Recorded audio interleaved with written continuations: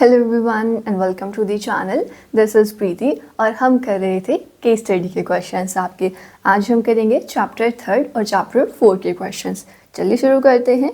देखो कि थर्ड में आपके पास फर्स्ट क्वेश्चन क्या है।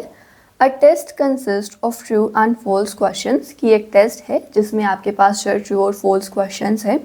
1 mark is awarded for every correct answer कि हर एक करेक्ट आंसर के लिए आपको कितना मार्क मिलेगा, 1 मार्क। एंड 1/4 कि 1/4 मार्क जो है आपका डिड्यूस कर लिया जाएगा for every wrong answer. Okay, a student knew answers to some of the questions. अब एक बच्चे को उनमें से जो है क्वेश्चंस में से कुछ एक ही आंसर्स तो पता थे।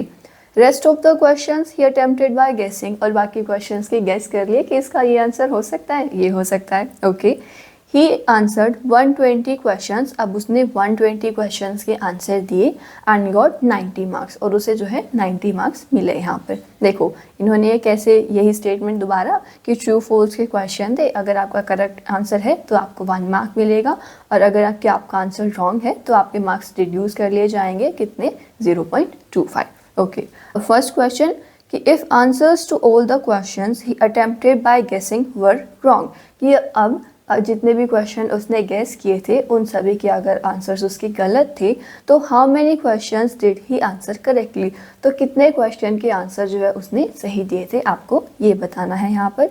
और आगे कि कितने क्वेश्चन उसने जो है गेस किए थे ये आपको बताना है। अब देखो पहले हमें यहाँ पर इक्वेशंस बनानी पड़ेंगी। एक तो आप क्या यहाँ पर लेकर चलोगे कि कितने क्वेश्चंस का आंसर उसने करेक्ट दिया, और एक कि कितने क्वेश्चंस का आंसर जो है उसने गेस करके दिया था। वो हम देखो कैसे करेंगे कि लेट कर लिया यहाँ पर नंबर ऑफ क्वेश्चंस, पहले तो ही आंसर्ड करेक्टली कि सबसे पहले तो उसने जिनका सही आंसर दिया तो वो आप मान लीजिए यहाँ पर हमने क्या लिख दिया, x लिख दिया। इसी तरह से वो नंबर ऑफ क्वेश्चंस जो उसने गेस करके दिए थे वो आपने लिखना है कि लेट कर लो number of questions he guessed, तो वो आपने क्या लिख दिया यहाँ पर, y लिख दिया। अब देखो जब उसने सही आंसर दिए थे तो उसको कितने मार्क मिले थे, 1। तो कैसे इक्वेशन बनेगी कि 1 × x जब आप करते हैं तो यहाँ पर आपके पास जो है करेक्ट क्वेश्चन के मार्क्स आ जाएंगे। अब कुछ के आंसर उसने गेस करके भी दिए थे जिसमें से उसके 1/4 मार्क्स जो डिडक्ट भी किए थे, तो वो माइनस आप करेंगे 1/4 और जितने क्वेश्चन उसने गेस करके दिए थे यानी कि y। और कितने मार्क्स इन्होंने कहा कि उसके कितने मार्क्स आए हैं, यहाँ पर 90 मार्क्स आए। तो ये तो आपके पास हो गई यहाँ पर फर्स्ट इक्वेशन कि x - 1/4y = 90। अब देखो उसके बाद इन्होंने एक और बात बोली थी कि he answered 120 questions, total 120 questions का आंसर उसने किया था। मतलब कि x + y जब आप करते हैं तो वो आपके पास क्या आ जाएगा, 120 आ जाएगा। अब आपको इन दोनों इक्वेशंस को यहाँ पर सॉल्व करना है। आपके पास x y की वैल्यूज़ आ जाएंगे जो हमारे इस क्वेश्चन का आंसर होंगी। अब देखो इस इक्वेशन को हम कैसे लिख सकते हैं, यहाँ पर 4x - y = इधर 90 से आप 4 मल्टीप्लाई करेंगे, 4 × 9 36, ये 360 हो जाएगा। अब आपको क्या करना है, इस इक्वेशन को नाम दो फर्स्ट, इस इक्वेशन को नाम दो सेकेंड, और दोनों को ऐड कर दो। हम यहाँ पर लिख देते हैं कि adding equation first and second, तो आपके पास क्या बनेगा, 4x - y = 360 और इधर x + y = 120। अब ये y तो हो गया कैंसिल, 4x और x आपके पास क्या बनेंगे, 5x, और ये किसके इक्वल आएगा, इधर 0, यहाँ पर 8 और ये 4। तो यानी कि x की हमारे पास क्या वैल्यू आ जाएगी, 5 × 9 आप करेंगे 45, फिर उसके बाद 46, 47, 48, 3 30 बनेगा, तो 5 × 6 आप करोगे आपके पास 30 आ जाएगा। अब x तो हमारे पास क्या था कि जो आंसर्स उसने सही दिए। फर्स्ट में इन्होंने यही पूछा था कि how many questions did he answer correctly, तो उसका तो आंसर आपके पास हो जाएगा 96। और अगर आप सेकेंड पार्ट की बात करो कि गेस करके उसने कितने क्वेश्चन का आंसर दिया था, वो इन दोनों में से किसी भी इक्वेशन में आप x की वैल्यू पुट कर दो, आपके पास y की वैल्यू आ जाएगी। तो हम यहाँ ऐसे कर देते हैं कि फ्रॉम इक्वेशन सेकेंड आपके पास y की वैल्यू क्या आ जाएगी, 120 - 96, हम इसे इधर आकर सब्ट्रैक्ट कर रहे हैं तो आपके पास 4 और 11 - 9 जब आप यहाँ पर करेंगे कि 10 11 2, तो मतलब 24 क्वेश्चन के आंसर जो है उसने गेस किए। नेक्स्ट क्वेश्चन पे चलते हैं हम। देखो कि if answer to all the questions he attempted by guessing were wrong, कि अगर जितने भी क्वेश्चन का आंसर उसने गेस करके अटेम्प्ट किया था वो सभी रॉन्ग थे और 80 क्वेश्चंस उसने करेक्ट आंसर किए थे, तो टोटल आपको बताना है कि उसे कितने मार्क्स मिलेंगे। देखो यहाँ पर कि 80 क्वेश्चंस जो उसने बोला कि करेक्ट आंसर उसने किया है। इस किए हुए क्वेश्चंस आपके पास क्या हो जाएंगे, टोटल इन्होंने बोला था कि 120 क्वेश्चंस थे, 80 क्वेश्चन के आंसर इसने करेक्ट दिए, तो बच्चे आपके पास कितने 120 माइनस आप 80 कर देंगे तो ये हमारे पास कितना आ जाएगा 40 आ जाएगा। कि देखो आपके पास यहाँ पर मार्क्स कैसे बनेंगे, इसने बोला कि 80 क्वेश्चन के मार्क्स इसने करेक्टली दिए, तो 80 को आपने 1 से मल्टीप्लाई कर दिया और माइनस में आपके पास 1/4 क्योंकि मार्क्स डिडक्ट किए जाएंगे। और इनकरेक्ट क्वेश्चन आपके पास यहाँ पर कितने बचेंगे 40 बचेंगे, ये ध्यान रखना है। तो ये आपके पास क्या आ जाएगा 80 माइनस 10 आप करेंगे तो यानी कि उसे जो है 70 मार्क्स मिलेंगे यहाँ पर। ठीक है, अब आगे देखिए नेक्स्ट क्वेश्चन में give answer to all the questions he attempted by guessing were wrong, कि अगर उसने जो गेस करके क्वेश्चंस किए वो सभी गलत हो गए, then how many questions answered correctly to score 95 marks, कि इस बार ना उसे 95 मार्क्स मिले हैं। और साथ में इन्होंने बोला कि जो क्वेश्चन उसने गेस करके आंसर किए थे वो तो थे गलत, तो जो करेक्ट आंसर थे वो कितने थे। देखो मार्क्स उसे कितने मिले हैं 95 मिले हैं, है ना। अब आपको यहाँ पर क्या निकालना है कि कितने क्वेश्चन जो उसने करेक्ट आंसर किए, तो वो चीज़ आप यहाँ पर लेट कर लोगे कि इधर लेट कर लिया number of questions he answered correctly, यहाँ पर कि ही आंसर्ड करेक्ट आप लिख सकते हो, वो हमने मान लो x मान लिया। तो देयरफॉर जो रॉन्ग आंसर्स होंगे उसके वो कितने होंगे, देखो टोटल थे 120, x उसमें से करेक्ट थे तो ये माइनस कर दोगे तो रॉन्ग आंसर्स आपके पास आ जाएंगे। अब देखिए x क्योंकि करेक्ट थे माइनस आप 1/4 करेंगे जो उधर कितने थे इनकरेक्ट क्वेश्चन थे, जिसके उसके कितने मार्क्स बने थे 95 मार्क्स बने थे। अब आपको क्या करना है इस इक्वेशन को यहाँ पर सॉल्व कर देना है। तो ये देखो आपके पास क्या बनेगा कि यहाँ से आप लिखोगे 4x माइनस 120 प्लस में x इज इक्वल टू 95 को भी इधर 4 से मल्टीप्लाई हम कर देंगे तो 4 × 5 आप करेंगे 20, ये 0 ये 2, 4 × 9 आप करेंगे 36, तो ये आपके पास यहाँ 38 हो जाएगा। यानी कि 5x किसके इक्वल आ गया 380 प्लस में 120 के, ये 120 तो ये 0 यहाँ पर 0 3 4 और 5x की वैल्यू 500, तो x की वैल्यू हमारे पास कितनी आ गई यहाँ पर 100 आ गई। तो मतलब कि उसने जो है 100 क्वेश्चंस के करेक्ट आंसर दिए थे जिससे उसके मार्क्स कितने आए 95 आए। आगे चलते हैं आपका नेक्स्ट क्वेश्चन में देखो कि Amit is planning to buy a house and the layout is given below, कि अमित प्लान कर रहे हैं उसको कोई हाउस लेना है और इस तरह से आपको ये यहाँ पर लेआउट गिवन है उस हाउस का। The design and the measurement have been made such that 2 bedroom and kitchen together is 95 square meter। इन्होंने बोला कि डिज़ाइन मेजरमेंट हमने इस तरह से रखी है कि 2 बेडरूम का और किचन का जब आप एरिया ऐड करते हैं तो आपके पास कितना आता है 95 स्क्वायर मीटर आता है। अब सबसे फर्स्ट तो इन्होंने क्या कहा कि form the pair of linear equation in 2 variable from this situation. एक तो कि इस सिचुएशन से जो है आपको सबसे पहले लीनियर इक्वेशन बनानी है। अब देखो पहले यहाँ पर आप देखोगे कि लेंथ हमारे पास कितनी दी है 15 दी है और ब्रेड्थ की अगर हम बात करें तो वो हमारे पास कितनी है 12 मीटर है। और उसके साथ साथ यहाँ पर आपके पास क्या है कि इसे अगर आप दूसरे तरीके से देखें तो ये x + 2 + y आपके पास गिवन है। यानी कि सबसे पहले तो हमारे पास यहाँ क्या है कि x + 2 + y किसके इक्वल है 15 के इक्वल है, या हम इसे कैसे लिख सकते हैं कि x + y हमारे पास किसके इक्वल है 13 के इक्वल है। और आपको यहाँ पर क्या दिया था कि दोनों बेडरूम का और किचन का जब आप एरिया ऐड करेंगे तो आपके पास कितना आएगा 95 स्क्वायर मीटर आएगा। अब देखो बेडरूम का एरिया आपके पास क्या होगा, क्योंकि ये रेक्टेंगल है तो इनका एरिया लेंथ इंटू ब्रेड्थ आप कर देंगे। अब वो आपके पास क्या क्या है 5 है और x है। अब यहाँ पर लिख दो कि ऑल्सो पहले तो 2 टाइम्स, क्योंकि आपके पास यहाँ 2 बेडरूम है और इनका एरिया कितना है 5 × x है, तो 2 टाइम्स 5 × x प्लस में किचन का एरिया आपको करना है। अब किचन की लेंथ आपको कितनी दी, y, और ब्रेड्थ कितनी है यहाँ पर 5 है, तो ये आपके पास क्या हो जाएगा 5y, और किसके इक्वल है 95 स्क्वायर मीटर के। ये आपको यहाँ पर गिवन था। अच्छा, अब इसे थोड़ा सा सिंप्लीफाई कर लेना है। तो ये देखो, पहले तो चाहो तो 5 यहाँ से कॉमन भी निकाल सकती हो। कैसे, 2x प्लस में y इधर लिखोगे तो ये 95 और 5 इधर डिवाइड में आ जाएगा, और इसे सॉल्व करोगे तो ये 5 1 जा 5, ये 45 आपके पास कि 5 इंटू 9, या हमारे पास क्या इक्वेशन आ गई कि 2x प्लस में y इज इक्वल टू 19। तो ये हमने जो है इस गिवन कंडीशन से दोनों अपनी इक्वेशंस बना ली। फर्स्ट इक्वेशन ये और सेकेंड इक्वेशन ये आ गई आपके पास।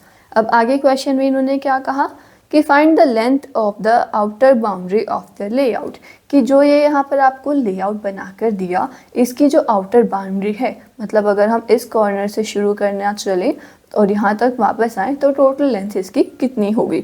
देखो क्या है यहाँ पर 15 ये है, और ये आपको कितना दिया 12 दिया, तो इन्हें तो आप सिंपल ऐड कर दोगे।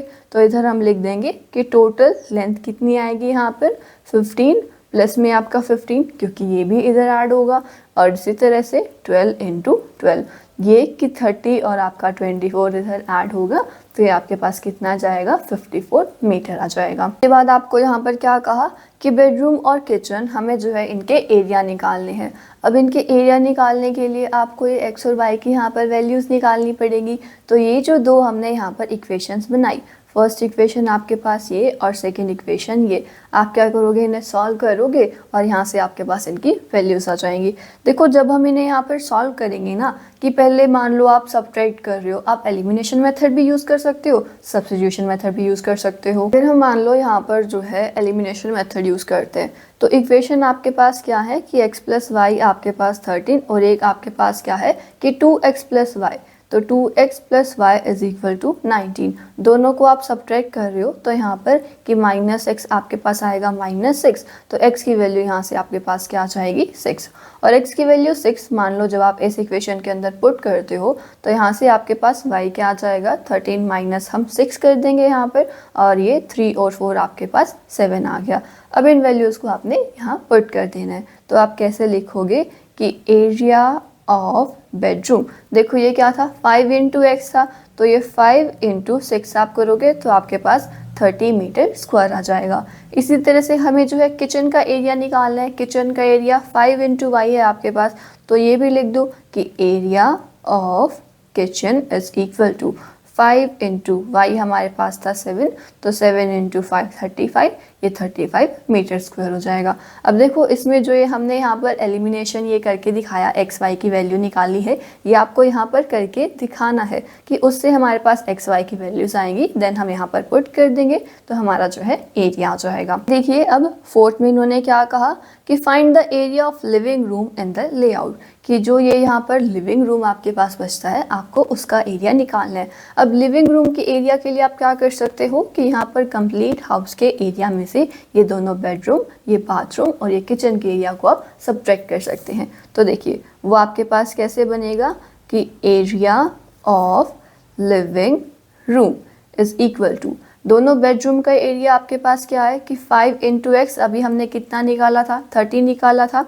तो देखो पहले तो पूरे हाउस का एरिया आपके पास क्या आएगा 15 इंटू 12, तो वो कि 15 इंटू 12 में से हमें सब्ट्रैक्ट करना पड़ेगा पहले तो 2 टाइम्स दोनों बेडरूम का एरिया, 2 टाइम्स आपके पास 30, फिर हमें इसमें से सब्ट्रैक्ट करना है किचन का एरिया जो कि आपके पास कितना है 35 है, और इसमें से आप सब्ट्रैक्ट कर देंगे ये बाथरूम वाला, तो ये 2 इंटू 5 आपके पास 10 हो जाएगा, माइनस में 10। 15 को यहाँ पर हम 12 से मल्टीप्लाई करेंगे तो आपके पास क्या आएगा 180 माइनस ये आपके पास 60 और माइनस में ये आपके पास कितना हो जाएगा 45, यानी कि 180 माइनस अगर हम बोलें तो ये हमारे पास 105 हो जाएगा, जो कि आपके पास कितना आ जाएगा 75 मीटर स्क्वायर, कि लिविंग रूम का एरिया हमारे पास कितना होगा 75 मीटर स्क्वायर। अब नेक्स्ट क्वेश्चन देखो इन्होंने क्या कहा कि find the cost of laying the tiles in the kitchen at the rate of ₹50 पर स्क्वायर मीटर। अब आपको ना किचन में टाइल्स लगानी है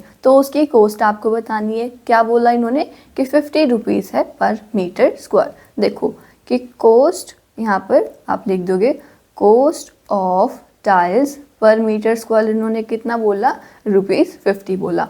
अब किचन का एरिया तो आपके पास कितना था, 35 था, तो ऐसे ही कॉस्ट ऑफ टाइल्स आप लिखोगे फॉर 35 मीटर स्क्वायर। तो ये 35 को हम यहाँ मल्टीप्लाई कर देंगे 50 से, ये 0, ये 5 × 5 25, ये 2, 5 × 3 15, तो ये 1750 रुपीज़ कि इतना अमाउंट हमें चाहिएगा टाइल्स को किचन में लगाने के लिए। नेक्स्ट चलते हैं, देखिए नेक्स्ट केस स्टडी में आपको कि क्या कंडीशन दी। It is common that government revise travel fares from time to time based on various factors such as inflation on different types of vehicles, कि ये कॉमन है कि गवर्नमेंट जो है ट्रैवल फेयर्स जो होते हैं वो टाइम टू टाइम चेंज करते रहते हैं। ओके कि बेशक वो ऑटो रिक्शा है, टैक्सी है या और कैब वगैरह। तो यहाँ पर The auto charges in a city comprises of a fixed charge together with the charge for the distance cover। तो अब इन्होंने बोला कि एक सिटी के अंदर जो चार्जेस वो किस तरह से हैं, एक तो फिक्स चार्ज है और उसके बाद की जो डिस्टेंस आप कवर करते हैं उस हिसाब से चार्जेस होंगे। देखो इस तरह का क्वेश्चन जो आपके पास एक एक्सरसाइज में भी था, वहाँ पर भी हमने जो ये फिक्स चार्ज और चार्ज पर किलोमीटर वाला क्वेश्चन किया था। आगे इन्होंने बोला कि स्टडी द फॉलोइंग सिचुएशंस, आपको ये सिचुएशन को स्टडी करना है और उस पर आपको आंसर देनी है। देखो फर्स्ट तो इन्होंने क्या कहा कि इन अ सिटी ए के अंदर for a journey of 10 kilometre, कि आप 10 किलोमीटर की आपने ट्रैवल किया, द चार्जेस पेड ₹75 और 15 किलोमीटर के लिए चार्जेस कितने दिए, 110, जैसे आपको यहाँ पर टेबल में भी शो किया।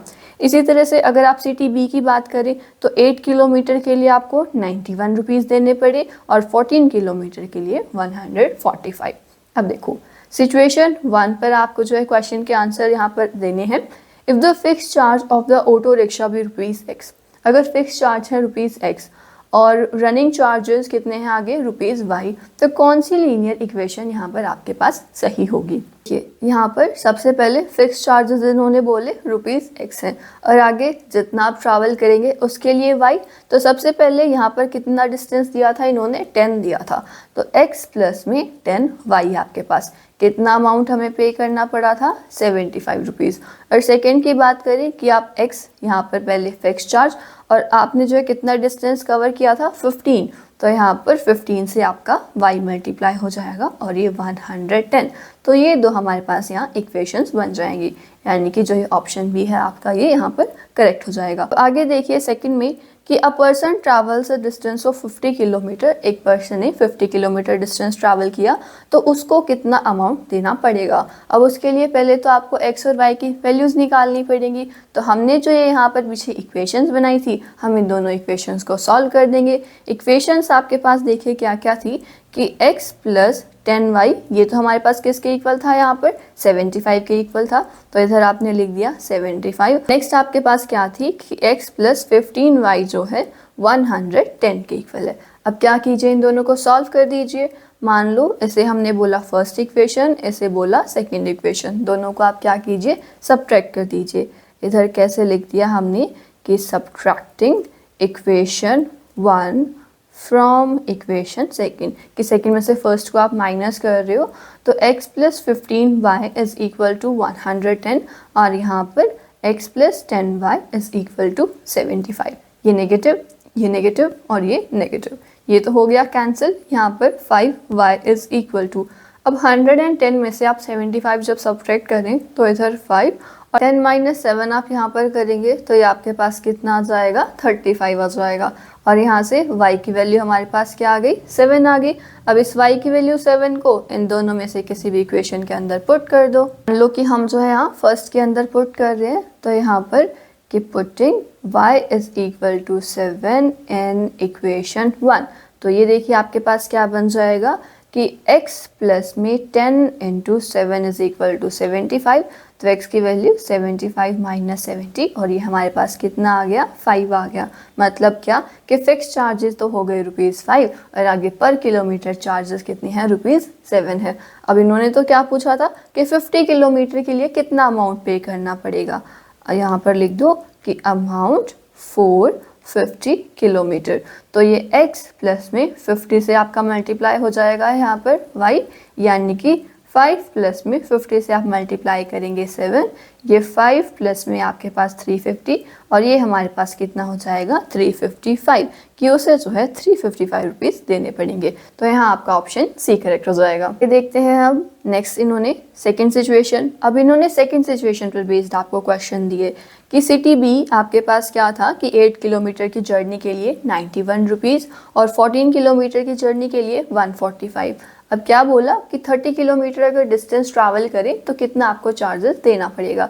जैसे हमने फर्स्ट सिचुएशन में कंडीशंस बनाई, यहाँ पर भी ऐसे ही आप इक्वेशन बनाएंगे, उन्हें सॉल्व करेंगे एक्स वाई की वैल्यू और फिर यहाँ पर 30 किलोमीटर के लिए उसे सॉल्व कर देना है। अब देखो लेट कर लो यहाँ पर कि फिक्स चार्जेस जो हैं वो तो कितने हैं रुपीज़ एक्स है और फिर उसके बाद कि चार्जेस आगे पर किलोमीटर वो हमारे पास कितने हैं रुपीज़ वाई हैं। अब इन्होंने क्या बोला कि 8 किलोमीटर की जर्नी के लिए यानी कि x प्लस 8y तो हमें क्या दिया है 91 दिया और आगे था क्योंकि 14 किलोमीटर की जर्नी है तो x प्लस में 14y आपके पास कितना हो गया 145। तो यहाँ से बोल दिया फर्स्ट इक्वेशन और इसे बोल दिया सेकंड इक्वेशन। अब क्या करना है, दोनों को सॉल्व करना है, सब्ट्रैक्ट कर देते हैं।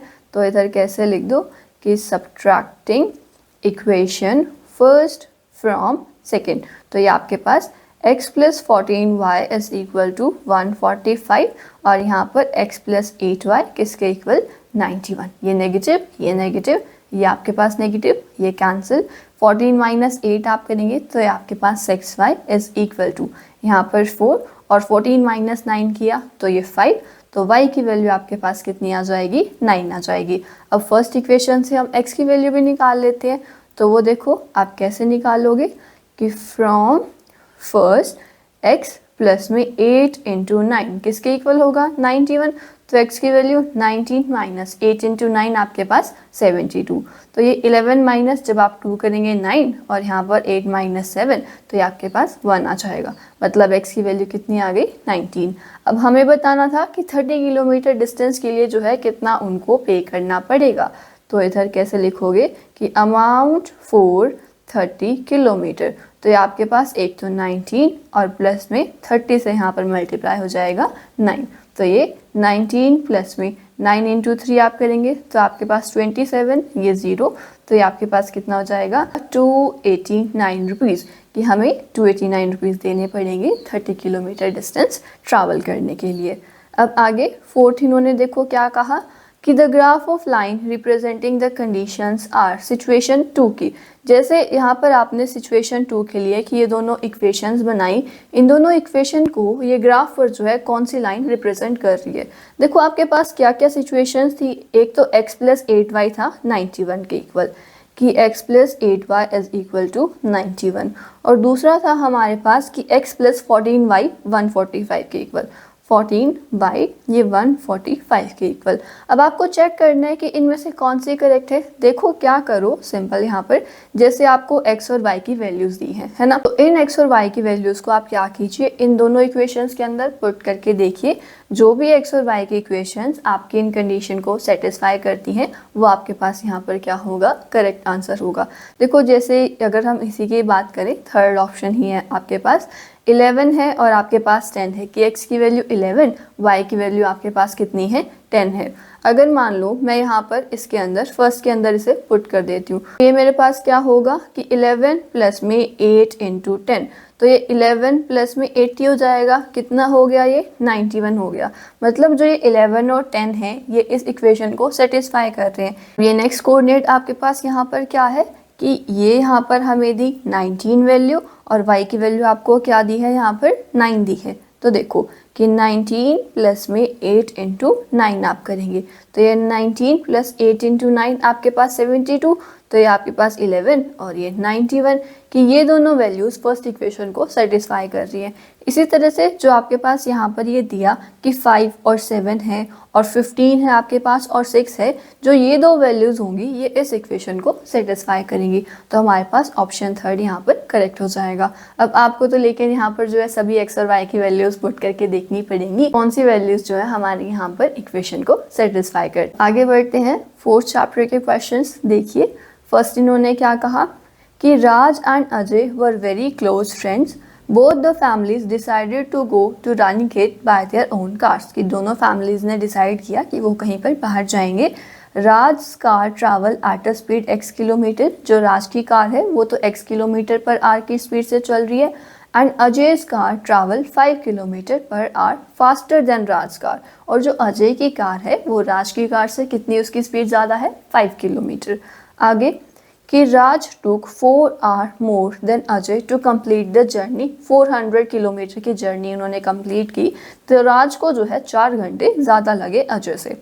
अब सबसे पहले तो कि कितना डिस्टेंस जो है अजय की कार कवर करेगी यहाँ पर इन द 2 आवर। अब ये करने से पहले तो आपको इधर इक्वेशंस बनानी पड़ेंगी। देखो इन्होंने क्या बोला था यहाँ पर कि राज की कार की स्पीड कितनी है, x किलोमीटर पर आवर है, तो ये कि स्पीड ऑफ राज कार वो कितना दिया, x किलोमीटर पर आवर दिया। और इसी तरह से स्पीड जो है अगर आप अजय की कार की बात करें तो उन्होंने कितना कहा था, 5 किलोमीटर मोर थी यहाँ पर, तो इधर ये x plus 5 kilometre per our हो जाएगा। अब फर्स्ट कि अजय की कार कितना डिस्टेंस ट्रैवल करेगी 2 टाइम में, तो कि डिस्टेंस कवर्ड बाय, यहाँ पर आप लिख दोगे Ajay's car in 2 hour. Speed Ajay की कार की कितनी थी, x प्लस 5 और टाइम इन्होंने दिया था 2, तो इतना उसे टाइम लगेगा। तो आपके पास कौन सा ऑप्शन यहाँ करेक्ट हो जाएगा, ऑप्शन ई। अब आगे देखिए इन्होंने क्या कहा है कि what is the speed of Raj car. सबसे पहले तो राज की कार की स्पीड आपको बतानी है। अब इनकी स्पीड निकालने से पहले आपको यहाँ पर जो इक्वेशंस बनानी पड़ेंगी, इक्वेशन आपको सॉल्व करनी पड़ेंगी x और y में, तभी आप ये सॉल्व कर पाएंगे। तो देखो आपके पास स्पीड क्या होता है, डिस्टेंस बाय टाइम। तो अगर मैं यहाँ से टाइम निकालना चाहूँ तो वो मेरे पास कितना आएगा, डिस्टेंस बाय स्पीड। अब दोनों ने कितना यहाँ पर डिस्टेंस ट्रैवल किया था, 400 किलोमीटर ट्रैवल किया था। आप पहले दोनों का टाइम निकालो। कैसे, आप लिखोगे कि टाइम टेकन बाय राज। देखो राज को कितना टाइम लगेगा, 400 किलोमीटर तो उसने डिस्टेंस ट्रैवल किया और उसके कार की स्पीड कितनी थी, x किलोमीटर पर आवर थी। इसी तरह से अगर आप अजय का बताएं कि इधर टाइम टेकन बाय अजय, अब डिस्टेंस तो उसने भी 400 किलोमीटर ही कवर किया था, लेकिन उसके कार की स्पीड कितनी थी, x प्लस 5 थी। तो ये आपके पास इतना आर, कि यहाँ पर भी आर आपने लिख देना है कि इतना आर उनको टाइम लगा। अब क्या बोला था इन्होंने इधर, देखो कि Raj car took 4 hour more than Ajay, कि राज को जो है अजय से 4 घंटे ज़्यादा लगे। तो अगर आप यहाँ पर जो है राज ने जो टाइम यहाँ पर लिया उसमें से माइनस कर देते हैं अजय वाले टाइम को, तो आपके पास इधर क्या आ जाएगा, 4 आ जाएगा। ऐसा ही क्वेश्चन सेम आपके पास चैप्टर में भी है, जहाँ पर उन्होंने ट्रेन के बारे में कहा था कि ट्रेन की स्पीड कम कर दी थी। वही सेम क्वेश्चन आपके पास यहाँ है। अब आपको क्या करना है, इस इक्वेशन को सिंप्लीफाई करना है, देन उसे सॉल्व कर देना है। सेम आप लेंगे यहाँ पर, तो x को आपने मल्टीप्लाई करना है x प्लस 5 से, यहाँ 400 मल्टीप्लाई होगा x प्लस 5 से, minus 400 x is equal to 4। इसे थोड़ा सा सिंप्लीफाई कर देंगे तो ये 400x प्लस में आपके पास 2000 माइनस अगेन 400x, और इधर 4 से आपका मल्टीप्लाई हो जाएगा एक तो x स्क्वायर, और ये 5x को जब आप 4 से मल्टीप्लाई करोगे तो ये हमारे पास यहाँ 20x आ जाएगा। ये 400 से ये कैंसिल, बचेगा आपके पास क्या, 4x स्क्वायर प्लस में 20x, और इस 2000 को भी हम इधर ही लेकर आ गए, ये इक्वल टू 0। इधर से अब आप 4 कॉमन निकाल सकते हो, तो x स्क्वायर प्लस में 5x माइनस में आपके पास क्या हो जाएगा, 500 is equal to 0। Quadratic equation बन गई। फैक्टराइजेशन से भी सॉल्व कर सकते हो, क्वाड्रेटिक फॉर्मूला से भी सॉल्व कर सकते हो।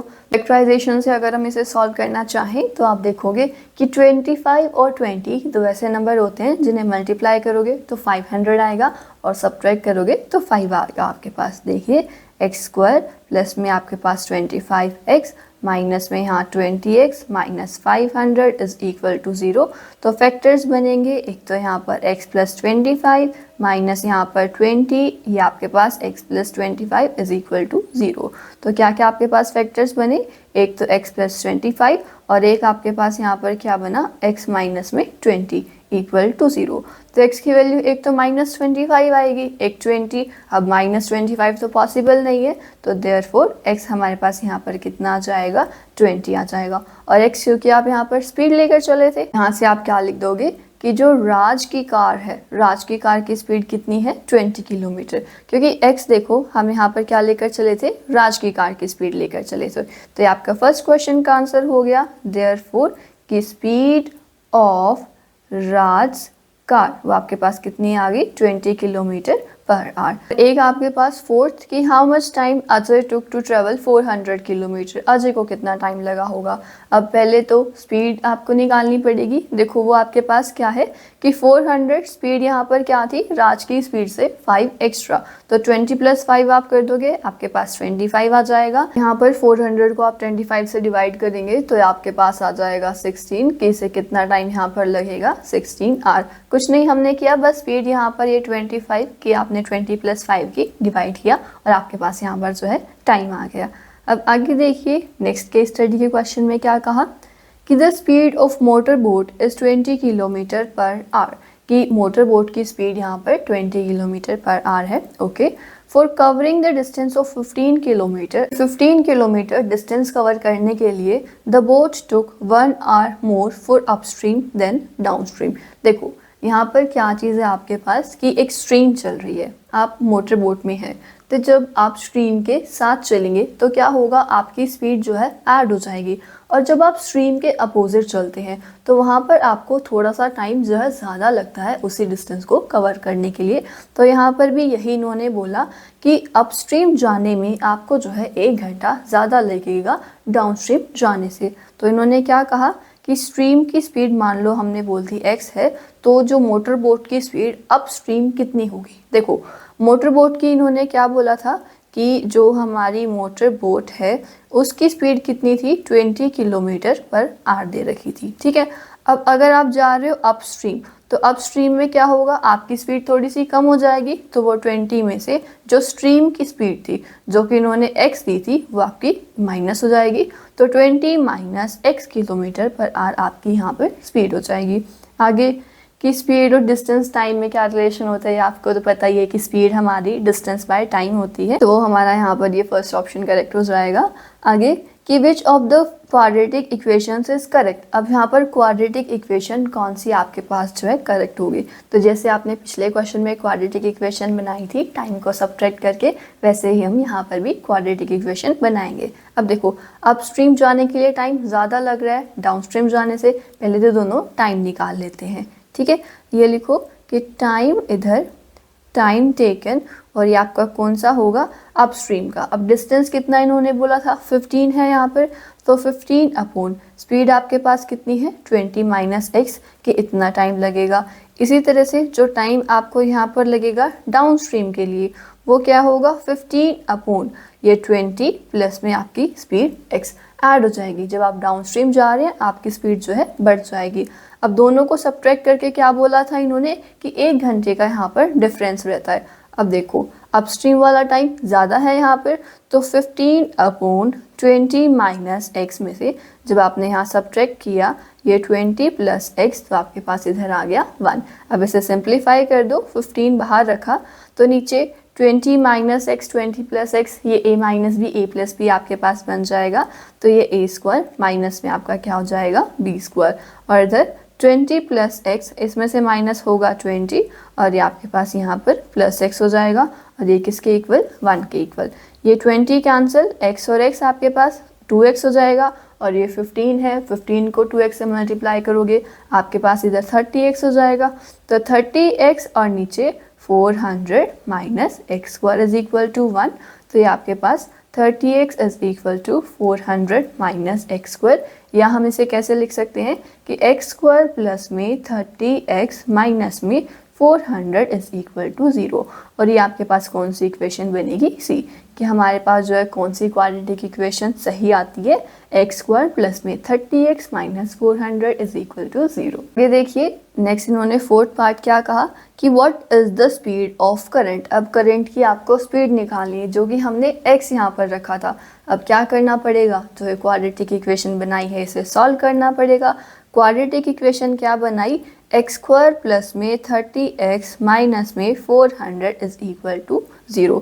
इसे सॉल्व कर दो, फैक्टराइजेशन से भी कर सकते हो, क्वाड्रेटिक फॉर्मूला से भी सॉल्व कर सकते हो। फैक्टराइजेशन मेथड से अगर आप इसे सॉल्व करना चाहें तो आप देखेंगे कि 40 और 10 हमारे पास यहाँ पर दो फैक्टर्स बनेंगे। अब वो लिख देते हैं कि एक्स स्क्वायर आपके पास प्लस में 40x माइनस में 10x minus 400 is equal to 0। अब पहले दो में से कि x कॉमन लिया तो आपके पास x प्लस 40, यहाँ से आपने 10 निकाला तो इधर भी x प्लस 40 ये 0 के इक्वल, तो इधर x प्लस 40 यहाँ पर x minus 10 is equal to 0। तो यहाँ से आपके पास x की वैल्यू क्या आ जाएगी, 10 किलोमीटर पर आवर, यानी कि जो करंट की स्पीड थी वो आपके पास क्या आ गई, b। यहाँ ऐसे भी लिख सकते हो कि therefore speed of current is equal to 10 kilometre per hour. और नेक्स्ट क्वेश्चन आपको क्या कहा कि how much time the boat took in downstream, कि डाउन स्ट्रीम में बोट को जो है कितना टाइम लगा था। देखो डाउन स्ट्रीम में टाइम आपके पास क्या था, 15/20 प्लस x था।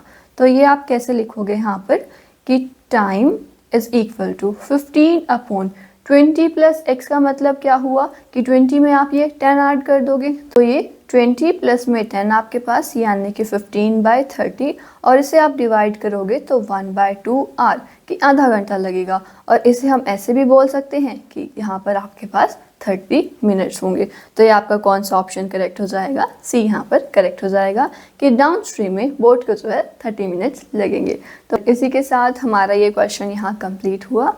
आई होप आपको ये थर्ड और फोर्थ चैप्टर के जो केस स्टडी क्वेश्चंस हैं वो क्लियर हुए होंगे और आपको यहाँ से आइडिया मिला होगा कि किस तरह के क्वेश्चंस हमारे पास एग्जाम में आते हैं। आप यहाँ पर देखोगे भी कि ये जो 2-3 हमने यहाँ पर क्वेश्चंस किए थर्ड चैप्टर के और फोर्थ चैप्टर के जो 2-3 क्वेश्चंस किए सभी एक्सरसाइज के क्वेश्चन से ही बेस्ड है। तो पहले तो अगर आप अपनी एक्सरसाइज अच्छे से कर लेते हैं, अपने एग्जाम्पल्स अच्छे से कर लेते हैं, तो आप केस बेस्ड क्वेश्चन भी आसानी से कर लेंगे। अगर आपको इन क्वेश्चंस में कोई डाउट रहे तो ज़रूर पूछिएगा। मिलते हैं नेक्स्ट चैप्टर्स के साथ।